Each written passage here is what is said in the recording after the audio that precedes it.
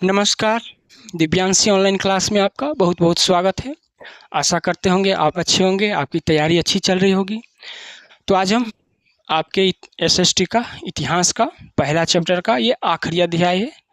इसके बाद objective question पर चलेंगे। जैसा कि इसके पीछे पढ़ा रहे थे, जैसे देखें यूनान, हंगरी, ये सब राष्ट्रवाद क्या होगा, राष्ट्रवाद के कारण आज़ाद हो गया। तीसरे में अब आगे चलते हैं।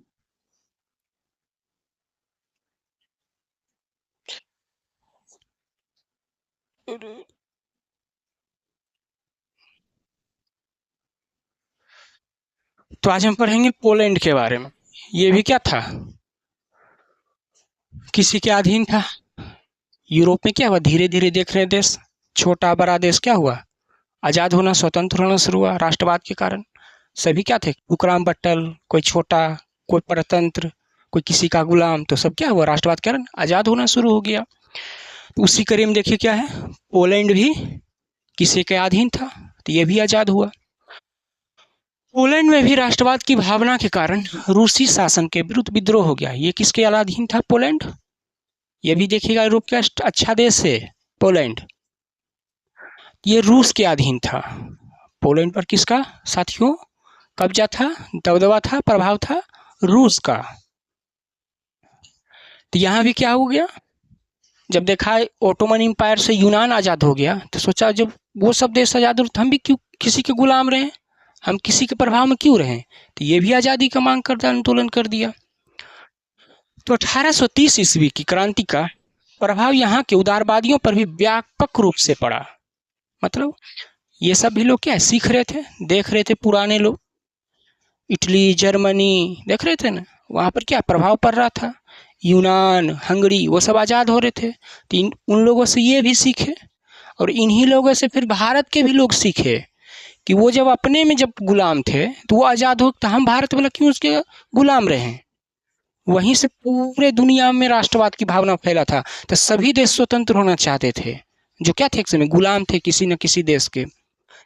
रूस का प्रभाव था पोलैंड पर। तो 1830 की क्रांति में क्या हुआ, यहाँ के भी लोग आंदोलन कर दिए, विरोध कर दिए रूस का, हम आपका क्यों अधीन रहे। क्योंकि देखते हैं रूस की सहायता से क्या हुआ था, यूनान आज़ाद हो गया था। रूस, फ्रांस, इंग्लैंड की सहायता से हुआ था ना, पिछले क्लास में पढ़ाए थे। परंतु इन्होंने इंग्लैंड तथा फ्रांस की सहायता नहीं मिल सकी।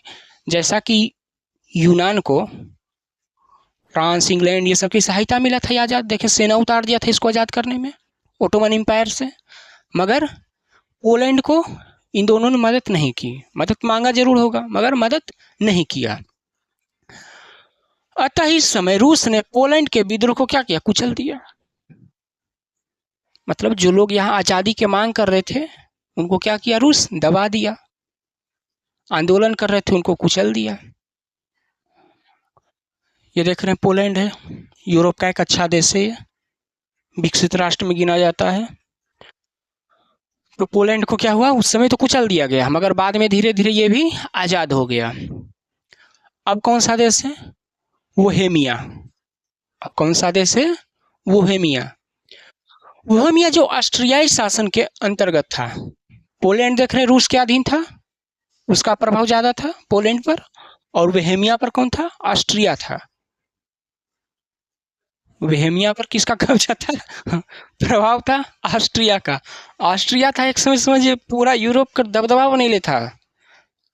पीले ले है जर्मनी के हैं, बहुत सारा देश पर इसका बहुत ज़्यादा प्रभाव था ऑस्ट्रिया का। हंगरी के घटनाक्रम का प्रभाव पड़ा। जैसे देखें हंगरी आज़ाद हो गया, आज़ाद हुआ था ने, उसी के देखा देखी सोचा बेचारा ये बोहेमिया है, उस समय का मैप है इसका। तो सोचा जब हंगरी आज़ाद हो सकता है तो हमें काहे ना आज़ाद हो सकते हैं, हम भी स्वतंत्र हो जाएंगे। तो उसका घटना का इस पर, हंगरी का घटना का बोहेमिया पर, बोहेमिया बोहेमिया पर क्या इसका प्रभाव पड़ा। बोहेमिया की बहुसंख्यक चैक जाति, यहाँ के जो आबादी थे वो हमें कौन से कास्ट थे, चैक जाति के, कि स्वायत्ता शासन की मांग को स्वीकार किया गया। तो बोहेमिया में जो बहुसंख्यक लोग थे, मतलब जिस जाति का जनसंख्या ज़्यादा था उसको क्या है, शासक के रूप में शासन स्वीकार किया गया, मान लिया उसका। क्योंकि देखते होंगे हर देश में क्या था, बहुसंख्यक का मांग सरकार ज़्यादा जल्दी मांगती है, क्योंकि वो अगर चाहेगी तो क्या होगा, उसके पास संख्या ज़्यादा है, चुनाव में मानना ही पड़ेगा, नहीं तो विरोध कर देगा तो ज़्यादा संख्या में रहेगा तो सरकार कुछ कर भी नहीं सकती उसके खिलाफ। परंतु आंदोलन ने हिंसात्मक रूप धारण कर लिया। मगर क्या किया, आंदोलन जो था शांति रूप से हिंसात्मक, मतलब लड़ाई झगड़े वाला दंगा रूप ले लिया, तोड़ फोड़ आगजनी वाला रूप ले लिया, जिसके कारण ऑस्ट्रिया द्वारा क्रांतिकारियों की सख्ती से दमन कर दिया गया। तो इसको भी मौका मिल गया, ऑस्ट्रिया को भी। यहाँ तो स्वीकार कर ही लिया ना कि ठीक है, तुमको एक स्वायत्ता दे देंगे, तुम्हारा जो बहुसंख्यक समाज है उसमें से किसी को शासक बना देंगे।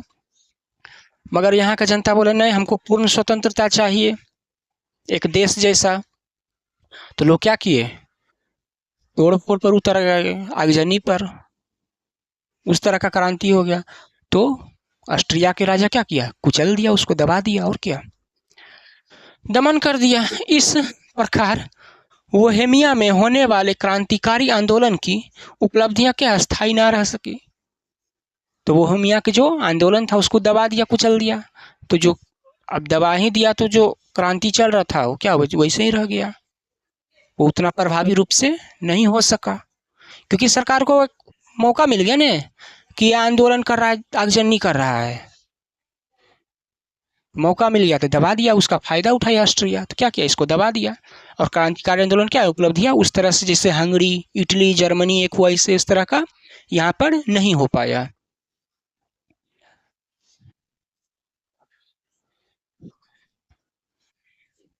जैसा कि पीछे पढ़े कि देख रहे यूरोप में जब राष्ट्रवाद आया क्या हुआ, कुछ देश तो आज़ाद हो गए, स्वतंत्र हो गए, मगर कुछ देश आज़ाद नहीं हो पाए, बेचारे वैसे ही रह गए।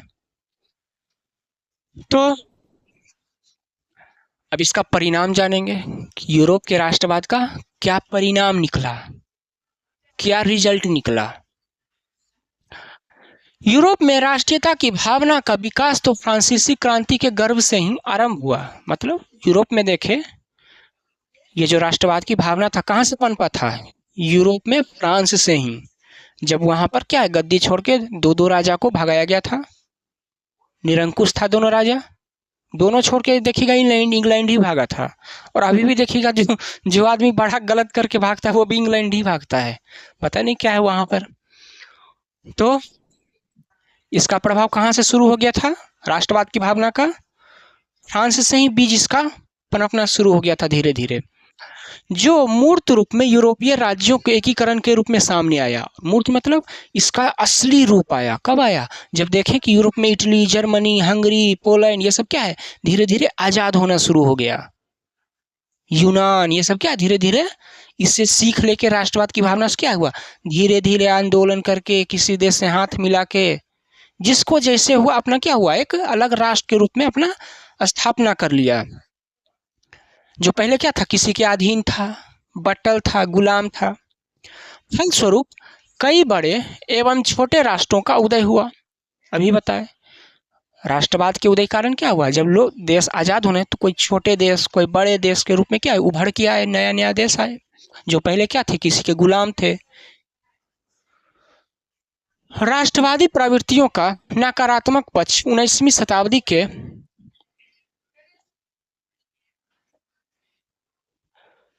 के अंतिम उत्तरार्ध तक संकीर्ण राष्ट्रवाद के रूप में उभर कर सामने आया। उसके बाद देखिएगा हर काम जो भी होता है उसका क्या होता है, दो रूप आता है, एक पॉजिटिव और एक निगेटिव, मतलब एक अच्छा और बुरा। तो अच्छा के रूप में आया, देश जो अच्छा अपना लिया तो वो विकसित हो गया, आगे बढ़ा, और इसका कुछ नकारात्मक प्रभाव भी पड़ा, स्वतंत्र भी हो गया अच्छा अपना पर। 19वीं शताब्दी क्या हुआ, इसका कुछ खराबी भी सामने आया राष्ट्रवाद का। बोले ना हर सिक्का के दो पहलू होता है, एक अच्छा और एक खराब। प्रत्येक राष्ट्र की जनता और शासक के लिए उनका राष्ट्र ही सब कुछ हो गया। मतलब राष्ट्रवाद में क्या हुआ, राष्ट्र और जनता के लिए बस एक ही चीज उसका सर्वोपरि था, बस देश, उसके अलावा कोई कुछ नहीं। क्या हुआ यहाँ पर, जनता और शासक के लिए क्या था, उनका सब कुछ राष्ट्र ही था, मतलब देश था, इसके अलावा उसके लिए दूसरा कोई चीज नहीं।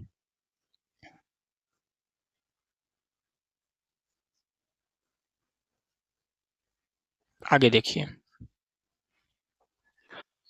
इसके लिए वे किसी हद तक जाने के लिए तैयार रहने लगे। मतलब लोगों में इतना राष्ट्रवाद आ गया ना कि अपन देश लगे वो कुछ भी कर सकते थे। अपना देश लगी वो कुछ भी कर सकते थे बस। इसके परिणाम स्वरूप बाल्कन क्षेत्र, ये देख रहे हैं ना, ये देश कंट्री है, ये सब बाल्कन कंट्री है। बाल्टिक सी के किनारे जो बाल्कन कंट्री बोलते हैं, क्षेत्र के छोटे छोटे राज्यों एवं जातीय समूह में भी यह भावना जोर पकड़ने लगी। मतलब छोटे छोटे राज्य बाल्कन क्षेत्र में थे ना, वो भी अब राष्ट्रवाद की भावना से क्या है, प्रेरित होने लगे। छोटे छोटे राज्य देश सब प्रेरित होने लगे।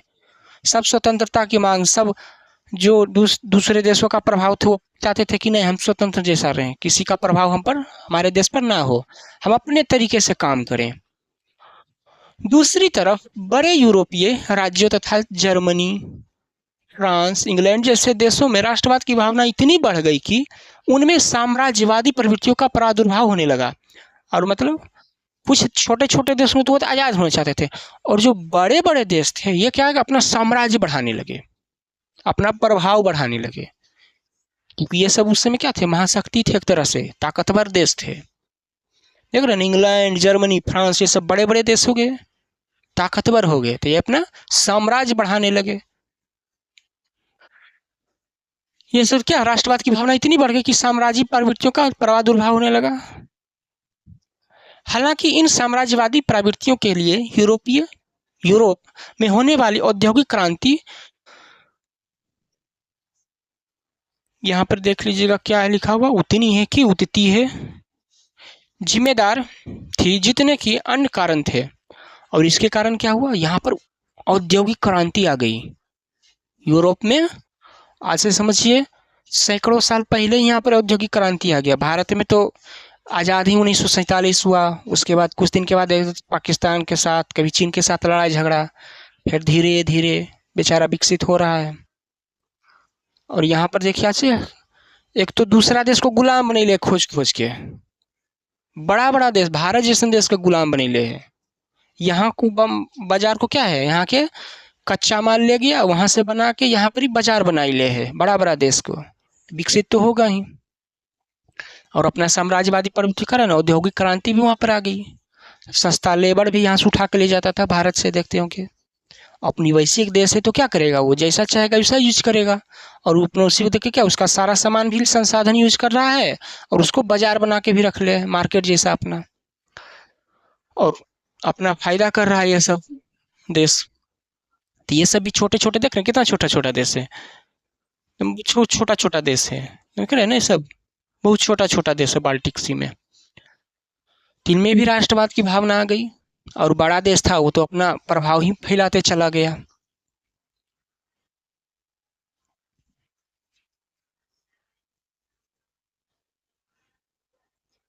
आगे देखिए, इन प्रवृत्ति ने सर्वप्रथम एशियाई एवं अफ्रीकी देशों को अपना निशाना बनाया। क्या किया, ये जो यूरोपीय देश है, पहले तो अपने आप को सीख लिए, मजबूत कर लिए एक देश के रूप में, सभी चीज़ से सुदृढ़ हो गए। उसके बाद क्या किए, ये एशिया और अफ्रीका के देश से, वहाँ पर क्या था, प्रभाव अपना जमाए हुए था, गुलाम बने ले था, उसका शोषण करना शुरू कर दिए ये सब। अभी भी फ्रांस को बोला जाता है कि बहुत सारे अफ्रीकन देश में उसका बहुत ज़्यादा प्रभाव है। क्या किया, सर्वप्रथम एशियाई और अफ्रीकी देशों को क्या किया, अपना निशाना बनाया। यूरोपीय देश क्या किए, अफ्रीका और एशिया देश को अपना गुलाम, निशाना मतलब क्या, अपना अधीन कर लिए बहुत सारे देश को ये सब। जहां यूरोपीय देशों ने अपने उपनिवेश स्थापित किए, बोले ना क्या किया, आपने गुलाम बना लिया, अपने अधीन कर लिया। ये राष्ट्रवाद का नकारात्मक प्रभाव ये सब दिखा रहा है। अच्छा प्रभाव में क्या हुआ, अच्छा चीज वो अपने सीख लिया, आजाद हो गए एक देश के रूप में, जर्मनी, इटली, ये सब।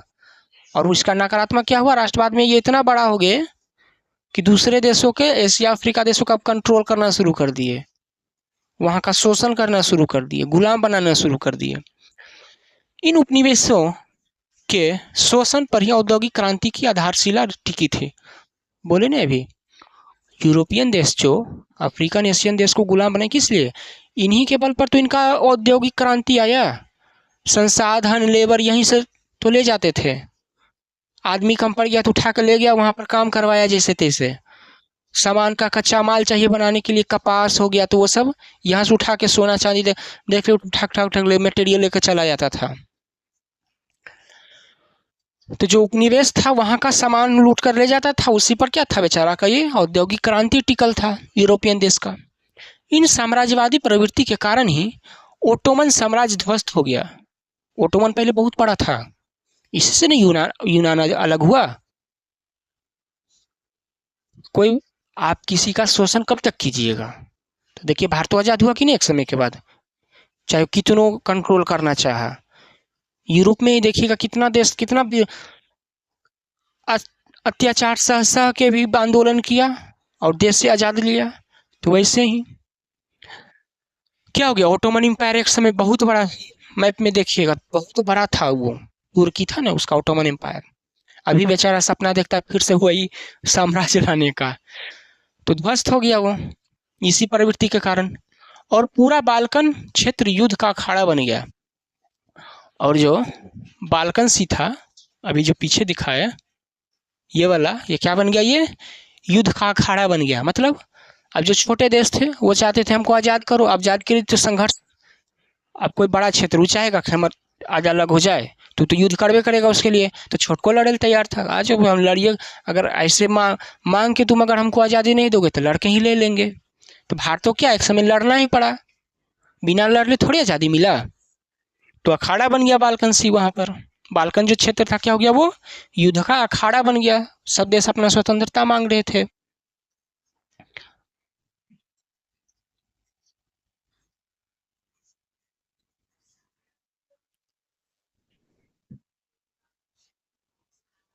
आगे देखिए, यूरोप में राष्ट्रवाद का इस प्रादुर्भाव ने यूरोप ही नहीं यद्यपि पूरे विश्व को जागरूक बना दिया। मतलब इससे यूरोप ही नहीं सीखा कि राष्ट्रवाद से हम आज़ाद हो सकते हैं, स्वतंत्र हो सकते हैं, और भी पूरा दुनिया सीख गया इससे, जिसके कारण अफ्रीकी एशियाई उपनिवेशों में विदेशी सत्ता के खिलाफ क्या हो गया, मुक्ति के लिए राष्ट्रीयता की लहर जी। इससे क्या है, अफ्रीकन देश भी सीख गए,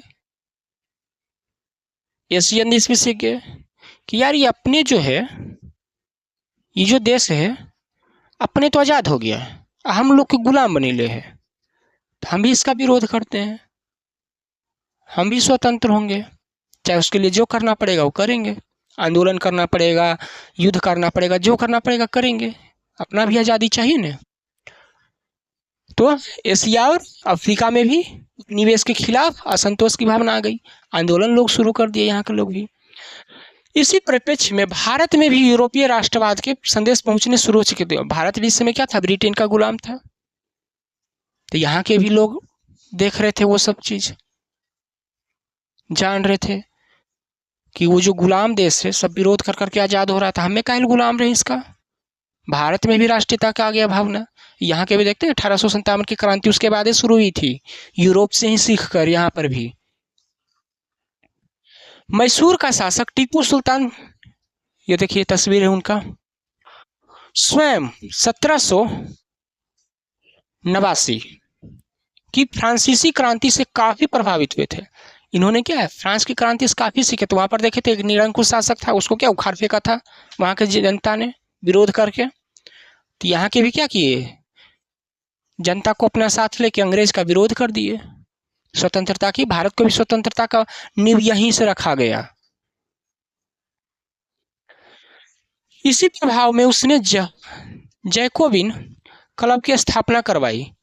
तो टीपू सुल्तान क्या किया, एक संस्था बनाए, उस संस्था का क्या नाम था, जैकोबिन क्लब। क्या नाम था उसका, जैकोबिन क्लब था, उसका स्थापना करवाया, स्वयं उसका सदस्य बन गए। अब आप क्लब आप ही बनवाए हैं तो आप ही उसका सदस्य होंगे। अब देखिए यूरोपीय क्रांति क्या है, वहां से राष्ट्रीयता की भावना धीरे धीरे एशिया से भारत तक पहुंचा, अफ्रीका में भी पहुंचा, धीरे धीरे सगर पहुंच गया ये। अब इसका आगे देखिए, इसी प्रभाव में उसने भी जैकोबिन क्लब की स्थापना कराई तथा स्वयं उसका सदस्य बन गया। यह भी कहा जाता है कि उसने श्री श्री रंगपट्टनम में ही स्वतंत्रता का प्रतीक वृक्ष भी लगवाया था। और क्या बोला जाता है कि टीपू सुल्तान ने स्वतंत्रता का एक प्रतीक के रूप में एक वृक्ष लगाए थे। कहाँ? श्रीरंगपट्टनम में। दूसरी तरफ 19वीं शताब्दी में चलने वाले सामाजिक धार्मिक सुधार आंदोलन के नेताओं ने भी भारत में राष्ट्रीय चेतना का जगाना शुरू कर दिया। और भी बहुत सारे नेता आए 19वीं शताब्दी, मतलब 1800 बाद जब ईस्वी शुरू हुई उसके बाद और भी बहुत सारे नेता उभर के आ गए, समाज सुधारक। वो सब भी क्या है, लोगों में राष्ट्रवाद की भावना को जगाने लगे। जा कर के कब तक गुलाम रहोगे। उदाहरण स्वरूप राजा राम मोहन राय का नाम सुने होंगे। स्वयं अंतर्राष्ट्रीय घटनाओं में काफी रुचि लेते थे। मतलब ये लोग जो देख रहे राष्ट्रीय भावना फैला रहे थे भारत में, लोगों को जागरूक कर रहे थे, ये खुद भी कहाँ से सीख रहे थे? विदेश से, यूरोप से। कि वहाँ का देश देखो कैसे आज़ादी खुद को कर लिया। एक समय वो भी बट्टल था, गुलाम था। तो यहाँ के लोगों में भी राष्ट्रीय भावना जगा रहे थे। कब तक इसका गुलाम रहोगे, शोषण करवाते रहोगे? तो ये सब लोग भी उस समय क्या है, नींव धीरे धीरे इधर भारत में भी आने लगा, उधर का राष्ट्रीयता का।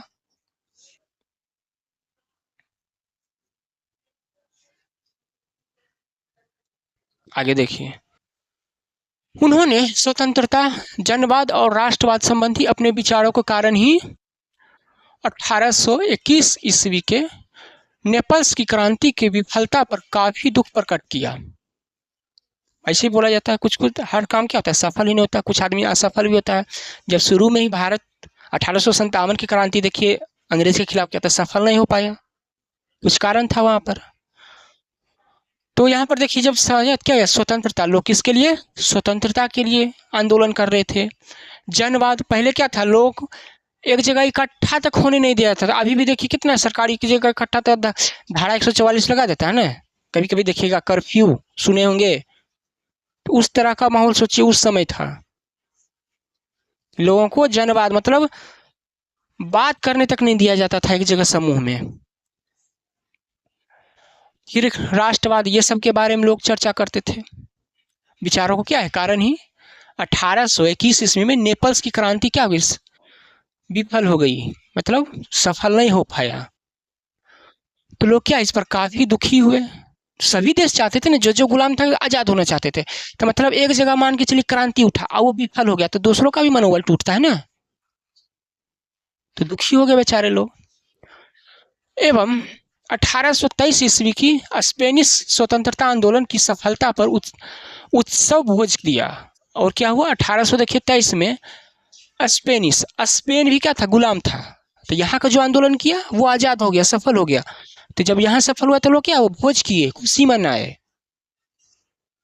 यहाँ देखिए, यहाँ पर कुछ जो चुना आंदोलन असफल हुआ तो लोग दुखी हो रहे हैं, और जिस देश में सफलता हो रही है उससे प्रेरणा लेकर लोग भोज भी कर रहे हैं, पार्टी कर रहे हैं, प्रेरणा ले रहे हैं उससे कि हमको भी उसी तरह, जिस जिस तरह से वहाँ का टारगेट बनाकर आंदोलन किया दिशा निर्देश में, उस तरह यहाँ भी करेंगे। आदमी किसी का रोल मॉडल बनाता, किसको बनाता, जो सफल होता है उसका ना, कि वो इसे करके सफल हुआ तो हम भी उसी से सीखेंगे, उस तरह से करेंगे। भोज किया। कालांतर में भारत में भी देखिए 1857 की क्रांति हुई थी, से ही राष्ट्रपति तत्व नजर आने लगे थे। जो 1857 की क्रांति देख रहे थे भारत में, कहाँ से आया था इसका बीज, जो नींव रखा गया था, यूरोप से ही सीख के यहाँ के लोग भी प्रेरित होकर समाज सुधारक सब प्रयास कर रहे थे आजाद करने का, लोगों में जागरूक करने का, आने लगे थे। इस प्रकार यूरोप में जन्मी राष्ट्रीयता की भावना ने प्रथमतः यूरोप को, जो यहाँ पर ही राष्ट्रवाद की भावना जन्मा, इससे सबसे पहले क्या यूरोप को ही फायदा हुआ ना। वहाँ के जो बट्टल देश थे, वो इटली देखिए, जर्मनी, सब एक हो गया, फिर आज़ाद हो गया, स्वतंत्र हो गया। तो उसी तरह पहले तो यूरोप के ये, यहाँ पर लोगों में राष्ट्रवाद की भावना आया तो यहाँ के लोग सीखे, आज़ाद करवाए खुद को। उसके बाद क्या हुआ, पूरे विश्व को प्रभावित किया। यहाँ से लोग पूरे दुनिया में सीख गए, यहाँ से लोग पूरे दुनिया में सीख गए कि नहीं, जैसे यूरोप किया वैसे ही हमको भी यहाँ पर आंदोलन करके आज़ाद करवाना है, स्वतंत्र करवाना है।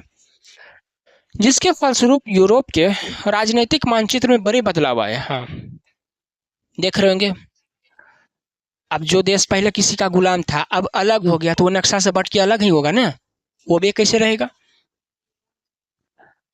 आया साथ ही साथ कई उपनिवेशिक क्या हुए, स्वतंत्र हो गए, और बहुत सारे जो उपनिवेशिक मतलब क्या, जो गुलाम देश थे, उपनिवेशिक मतलब यहाँ पर जो देखिएगा, उपनिवेशिक मतलब क्या, जो गुलाम देश थे वो क्या हो गए, आजाद हो गए। राष्ट्रवाद की भावना से देखिए क्या हो गया, यूरोप, एशिया, अफ्रीका में बहुत सारे जो देश क्या थे, कभी किसी का गुलाम थे, बट्टल थे, वो एक हो गए, और क्या हो गए, लोग अपनी देश के प्रति एकता दिखाकर, आंदोलन कर कर क्या किए, पहले तो देश को एकजुट किए, आज़ाद करवा लिए। तो देख रहे हैं, एक चिंगारी कहाँ, फ्रांस से फैला, पूरे दुनिया में फैल गया, होता है ना।